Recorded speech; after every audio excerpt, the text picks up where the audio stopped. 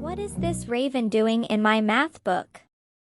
The raven paradox is a classic problem that is often used to illustrate some of the challenges and limitations of a logical argumentation.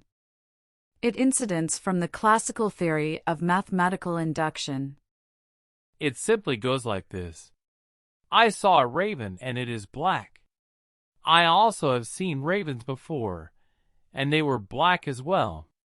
So, I can conclude the statement, all ravens are black, based on these observations. Inductivism, or mathematical induction, suggests that knowledge, like for example, raven is black, is derived from making observations like the ravens I saw up to date is black and generalizing from these observations to form universal laws or theory like all the ravens exist are black. So the paradox is, there is an observation, like this apple is red, this car is blue, and this raven is black.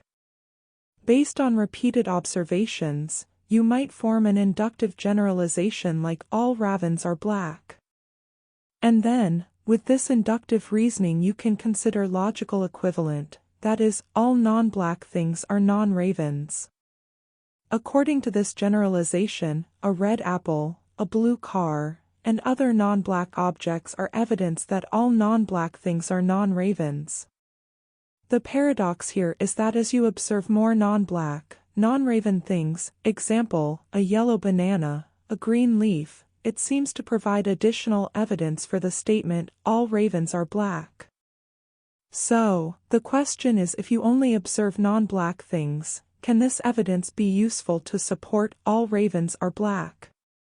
The raven paradox exposes a fundamental issue with inductivism, the challenge of deciding what should count as evidence for a generalization.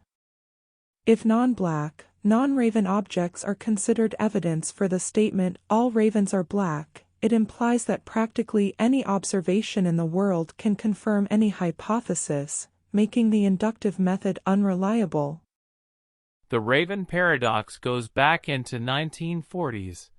When the German logician Carl Gustav Hempel questioned the consequences of confirming numerous positive instances necessarily strengthens the evidence for a universal generalization. The paradox, however, does not necessarily disprove inductivism, but it highlights the complexities and limitations of inductive reasoning.